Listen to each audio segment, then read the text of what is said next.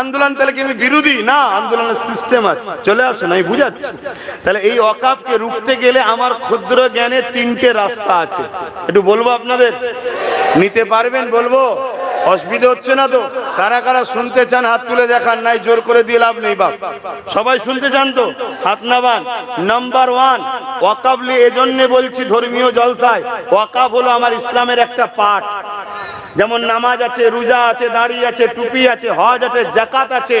ওয়াকাফ হলো ইসলামের একটা পার্ট। কেন্দ্র সরকার ইসলামকে মিটানো শুরু একটা করেছে ওয়াকাফ দ্বারা। এদের লক্ষ্য ইসলামকে মিটিয়ে দেবো। আমি চ্যালেঞ্জ করছি, এরা সারা জীবন এদের পূর্বপুরুষ যতজন চেয়েছে সবাই মিটে গেছে, ইসলাম মিটাতে পারবে না। আর আলহামদুলিল্লাহ এটা বলছি, যত এরা ইসলামের বিরুদ্ধে লাগবে আপনি মিলিয়ে দেখে নেবেন, আমি বেঁচে থাকি চাই না থাকি, নতুন করে কোটি কোটি লোক ইসলামে ঢুকবে। কেন? খুশবুটার যত লড়বে তত লোকের নাকে যাবে, লোক বলবে হারা সব সময় ইসলাম ইসলাম ইসলাম ইসলাম ইসলাম ইসলাম মানে জঙ্গি, ইসলাম মানে আতঙ্কবাদী, ইসলাম মানে খুন করে, দাড়িওয়ালা টুপিওয়ালা মানে কাটে। আচ্ছা, সত্যিকারের মুহাম্মদ সাল্লাল্লাহু আলাইহি ওয়াসাল্লাম কে? যত দেখি তো পড়বে, মোবাইলে সার্চ করবে, গবেষণা হবে, তদন্ত করবে, মোবাইলে মুহাম্মদ সাল্লাল্লাহু আলাইহি ওয়াসাল্লাম সম্বন্ধে জানতে চাইবে, গুগলকে জিজ্ঞেস করবে পৃথিবীর শ্রেষ্ঠ মানুষকে, গুগল বলবে মুহাম্মদ। জোরে বলুন সুবহানাল্লাহ। তখন তো ব্রেন খুলবে না? খুলবে না? হ্যাঁ, এটা সিস্টেম বাপ। ব্যথা না হলে সন্তান হয় না। মায়ের ব্যথা যত বাড়ে সন্তান তত তাড়াতাড়ি আসে। তো ব্যথা যত ইসলামের উপরে উঠবে জানবেন একটা ফুটফুটে নতুন নতুন সন্তান ইসলামে আসছে। এটা মাথায় ঢুকিয়ে এলাম, ইতিহাস বলছি। কিন্তু আমাদের অবস্থা খারাপ হয়ে যাবে। কেন? আমরা ইসলামের সঙ্গে জুড়ে না থাকার কারণে, অন্য কিছু না। আমরা ভালো নয়, আমরা ভালো নয়। আমার নবীর সামনে মসজিদের ভেতরে একজন অমুসলিম ঢুকে পিশাব করছে দাঁড়িয়ে দাঁড়িয়ে। আল্লাহর নবী দেখলেন, সাহাবা হুজুররা দেখে রুখতে যাচ্ছে।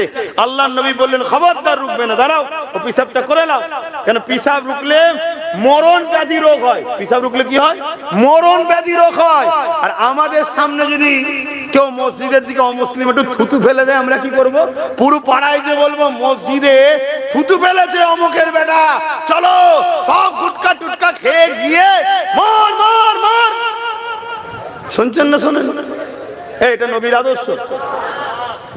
যদি মনে হয় কেউ ভুল করেছে, তোমার গ্রামে মাতব্বর নেই, বয়স্ক লোক নেই, তোমাদের যাওয়া দরকার 2-5 জন, ওই গ্রামের যারা মাথা মাথা আছে তাদের সঙ্গে কথা বলা, ভাই এরকম একটা জিনিস ঘটেছে, তোমরা একটু দেখো ভাই, এই ভাইচারাটা নষ্ট না হয়, হাজার হাজার বছর ধরে মিলেমিশে আছে, কি করলে হয় না? তারা তো ডেকে ডেকে দুমদম গালে চড় মারবে, বদমাইশ কোথায় করে, তোর একজনের জন্য আমাদের প্রতিবেশী অশান্তি হবে কি? আমাদের সেই ধৈর্য নেই, সেই মেন্টালিটিও নাই। কথা মাথায় ঢুকছে? দ্বিতীয় নম্বর কথা, আমি আরো একটা কথা তোমাদেরকে বলি। আমার এই কথাটা কাল আজকে রাত্রিরে যখন শোবে একটু ভাববে। তুমি খেয়াল করে দেখো, যে জায়গায় মুসলিম সংখ্যা বেশি, যে জায়গার মুসলমানরা একটু শক্তিশালী, সেই জায়গাতেই দেখো ইচ্ছা করে গন্ডগোল করা হচ্ছে। কেন বলেন তো? কেন? খেয়াল করে দেখো কেন এজন্য করা হচ্ছে, যাতে করে তোমরা গরম হয়ে বেরিয়ে পড়ে। আর গরম হয়ে যখন বেরোবে ওটা পেপার পত্রিকা মিডিয়াতে আসবে। শুনছেন তো নাকি? মিডিয়ায় যখনই আসবে মিডিয়ায় প্রচার করাবে, দেখো মুসলমানরা কি করছে, দেখো এই মুসলমানদেরকে সাইজ করতে গেলে বুলডোজার বাবা দরকার। ওরা ওদের ভোটটাকে এক কাট্টা করছে, আদৌ ওরা কিছু উপকার করবে না, এটা দেখি এক। দ্বিতীয় নম্বর কেন করছে শোনো, এই ঘটনাটা যেই ঘটবে সঙ্গে সঙ্গে পুরো ফোর্স না পেয়ে নিরীহ নিরীহ হাজার হাজার মুসলমানদের নামে কেস হবে। শুনছো না? শোনোনি? হাজার হাজার মুসলমানদের নামে কেস হবে। কেস যখন হবে তাহলে জামিন নিতে হবে। শুনছেন তো নাকি? যখনই জামিন নিতে হবে কয়েক লক্ষ বা কয়েক কোটি টাকা মুসলমানদের ফান্ড থেকে চলে যাচ্ছে। আর্থিক দিক দিয়ে মুসলমান দুর্বল হচ্ছে। যাদেরকে চাকরি দিলাম না, যাদেরকে শিক্ষা দিলাম না, যাদেরকে নেতা মন্ত্রী এমএলএ টেমএলএ কিচ্ছু বানালাম না, তারপরেও এ জাতকে রুখতে পারছি না। অতএব এ জাতের অর্থনীতি, খাওয়া দাওয়া, গাড়ি বাড়ি, শান শওকত, আর হাওড়া জেলায় তো মোটরসাইকেলের অভাব নেই, পো পো করে ছুটছে। বুকে ব্যথা হচ্ছে না?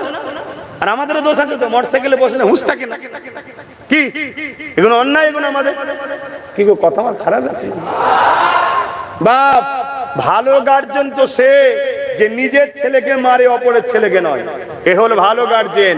তুই আমার বাচ্চা, তুই কেন খারাপ হবি? দুনিয়ার বাচ্চা কি হচ্ছে আমার দেখার দরকার নেই, তুই আমার বাচ্চা। এটা হলো ভালো গার্জেনের নমুনা। তাই জানি না আমার কথা আপনি খারাপ নিচ্ছেন কি, কিন্তু বাপ আমার ডিউটিটা একটু করে যায়, আর 10 মিনিট আছে, একটু করে যাই বাপ, একটু কষ্ট করে, তারপরে কান মুলে নেবেন আব্বাস সিদ্দিকীকে আনছি না, আর আব্বাস সিদ্দিকী যত শুনবো না, আর আমিও বেঁচে যাবো, একদিন বেশ পাবো, কোনো অসুবিধা নেই। বাচ্চা, পরিবার, মা বাবা, ভাই বোন আর যারা আছে তাহলে একটু ঘরে থাকবো, ভালো তো, ঠিক না? তো আমি কি কথা বলছিলাম, কি হচ্ছে, কি সমস্যা হচ্ছে নাকি বলবে, সমস্যা হলে তো কি হচ্ছে বুঝতে, তাহলে একটা আর্থিক দিক দিয়ে নষ্ট হচ্ছে, এটা গেল। তারপরে কি হবে শোনো, শুনছো তো নাকি? ওই প্রশাসনকে দিয়ে মুসলিম বাড়িতে রাত্রিরে তাড়া করা হবে, শুনছেন? তাড়া খেলে ছুটবে কারা? ছেলেরা। বাড়িতে থাকবে কারা? বাকি কি হতে পারে ভেবে দেখো। কেন সালাউদ্দিন আইবি যখন 9 বছর বয়সের হুঙ্কার দিয়েছিল, সেদিন ইহুদি সম্প্রদায়ের লোকেরা বলেছিল, আজ থেকে আমরা অঙ্গীকার করছি মুসলিমদের মধ্যে থেকে এমন মা রাখবো না যারা সালাউদ্দিনের মতো বাচ্চা জন্ম দিতে পারে। অতএব এদের সতীতাকেও নষ্ট করো, এদেরকে বিপর্দা করো, এদেরকে উলঙ্গ করো, এদেরকে পবিত্র থেকে নষ্ট করো। কেন পবিত্র মায়ের পেট থেকেই সালাউদ্দিন বেরোয়, শুনছেন না শোনেন না? এই মাথায় ঢুকছে। এবারে অপবিত্র হওয়ার অনেক কোয়ালিটি আছে। একটা বেগানা পুরুষ দেখে লিয়া, ওটাও তো পবিত্র, ওটাও পর্দাচার চলে গেল, ঠিক না বেঠিক গো? নানা রকম ভাবে আরো অত্যাচার হবে। এটা গেল 4 নম্বর। 3 নম্বর, 4 নম্বর আর একটা কি হবে শোনো, 4 নম্বর আর একটা হবে হলো এটা তদন্তের নামে বাড়ি বাড়ি সাজ হবে, টাকা পয়সা সোনা দানা যা থাকবে সব হাওয়া হয়ে যাবে। কথা শুনছেন না শোনেন? আচ্ছা, যা কথা আমি বলছি এ কথায় আমার দুশ্মন বাড়ছে না কমছে? তাহলে বলছি কেন?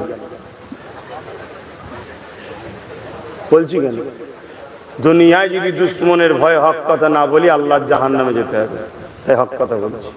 কিন্তু তোমরা যদি এর পরও আমার সঙ্গে গাদ্দারি করো, সাথ না দাও, তাহলে আল্লাহ তোমাদেরকে সাইজ করবে না করবে না?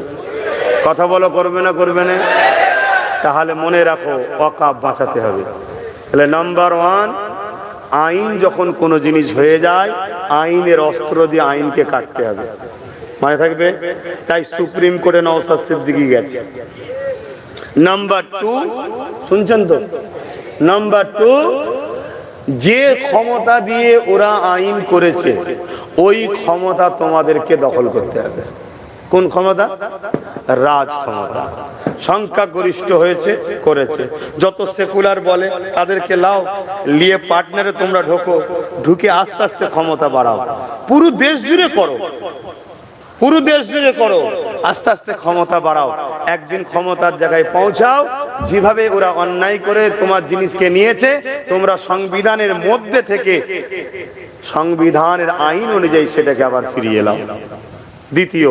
3 নম্বর হলো, যেভাবে কৃষক বন্ধুরা আন্দোলন করেছে ওভাবে আন্দোলন করতে হবে।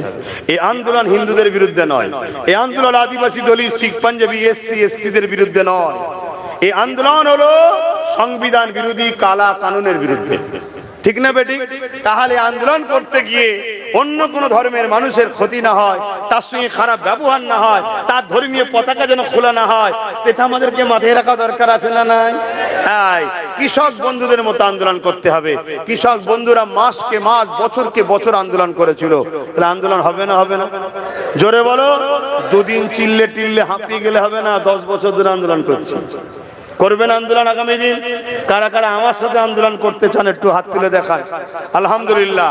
এই আন্দোলন করার আগে আপনাদের সবাইকে একটা আওয়াজ তুলতে হবে, তুলবেন না? কি আওয়াজ?